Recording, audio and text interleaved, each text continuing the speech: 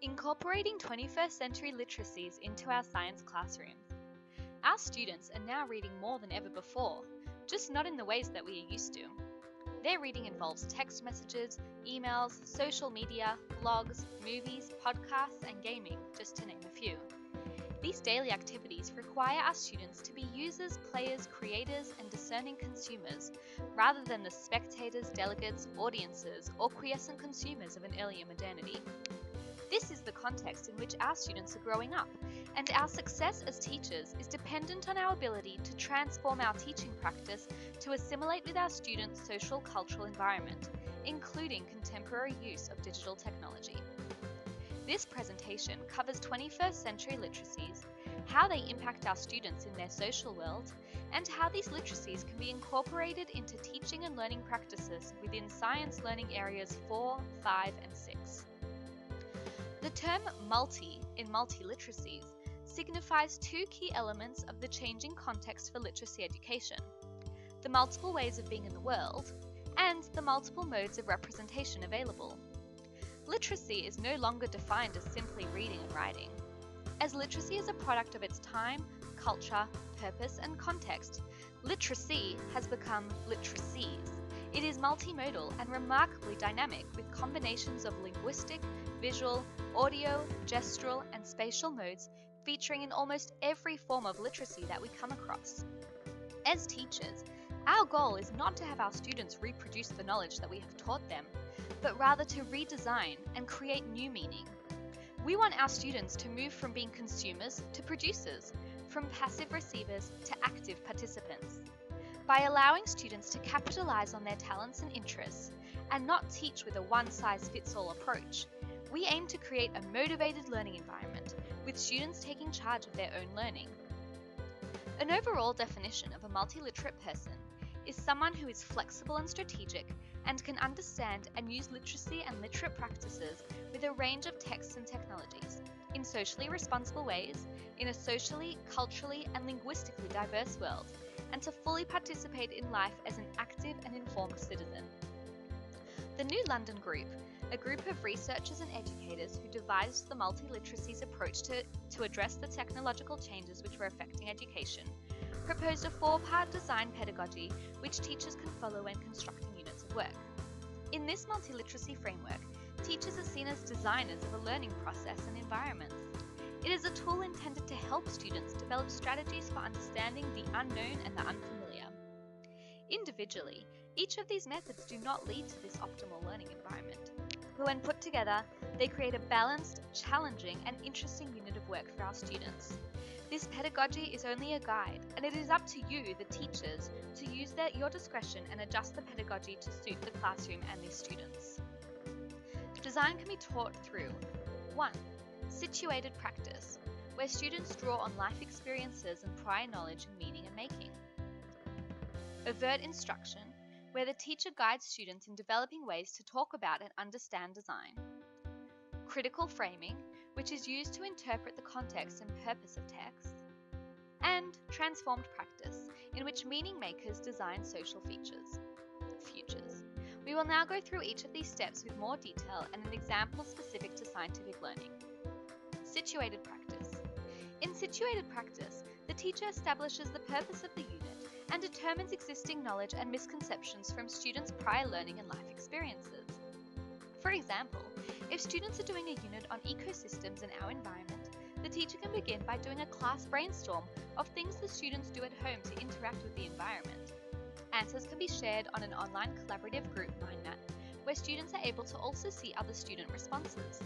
These answers can be grouped visually using the digital mind mapping tool into the various topics which will be studied in the upcoming unit.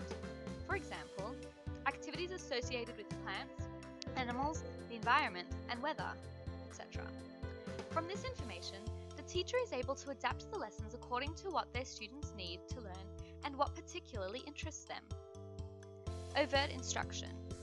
This is where explicit teaching of the subject matter and meta-language takes place, and the teacher aids students in understanding what they're learning. This can be done in many ways, including direct instruction from the teacher, group work, guest speakers, and online programs. In our example, students can be placed into small groups to focus Their mission is to explore and research that topic using a variety of media, including websites, videos, and their class textbook, and create a joint online file documenting their research.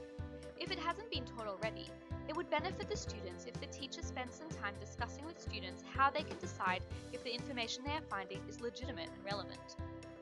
To further the students' real-life experience of what they're learning, the teacher can direct the students to go outside and observe the ecosystem, specifically focusing on their topic. Students can record their observations verbally on a recording device such as a phone, tablet, or laptop, and also take photos of their observations. Photos from each group can be uploaded to a class Instagram page with a caption transcribed from their recorded observation. Students can scroll through the photos of other students' work and leave comments. Critical framing. In critical framing, students are guided to critically analyze and interpret the information and consider the implications of their findings. This is where deeper thinking takes place to figure out why things are the way they are. In our example, students can consider which parts of the ecosystem are healthy and good and what needs to be improved.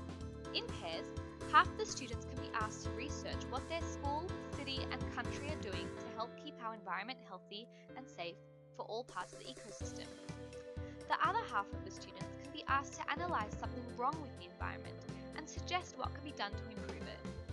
Each pair can then present their findings to the class on the classroom smartboard. This is the type of thinking that inspires change, and teachers are able to give their students this opportunity in transformed practice. Transformed practice. In this final step, students apply their meaning-making into practice. Students applied their understanding gained from situated practice, overt instruction, and critical framing to a new real-world context relevant to them. Going back to our example, students can be asked in small groups to design a conservation project in which their class or whole school can participate. Students will be asked to run a campaign promoting their project, including designing a flyer using a publishing program, making a promotional video using the video camera on their phone, and using video editing tools. And lastly, creating a social media page of their choice to spread awareness of their campaign to as many students as possible. At the end of the project, students will vote, and the winning project will be implemented. As teachers, we want to employ a multiliteracy pedagogy to offer our students ample opportunities to access, evaluate, search, sort, gather, and read information from a variety of multimedia and multimodal sources, and invite students to collaborate in real and virtual spaces to produce and publish multimedia and multimodal text for a variety of audiences and purposes. Our aim in incorporating a multiliteracies pedagogy in our science classroom is not only to motivate our students with the latest cool tools, rather we are also preparing our students with the multiliteracy skills they require to navigate 21st century life. Literacy is no longer learning a specific skill for a specific purpose, but rather about learning how to navigate a number of incoming pieces of information in a variety of forms and being able to synthesize it together to create new understanding. The only known thing about our future is that it is unknown and changing. It is anticipated that majority of future jobs and aspects of life will require technology, and by teaching students these skills in the classroom, we give our students the gift of being more employable and better equipped to live in the modern world.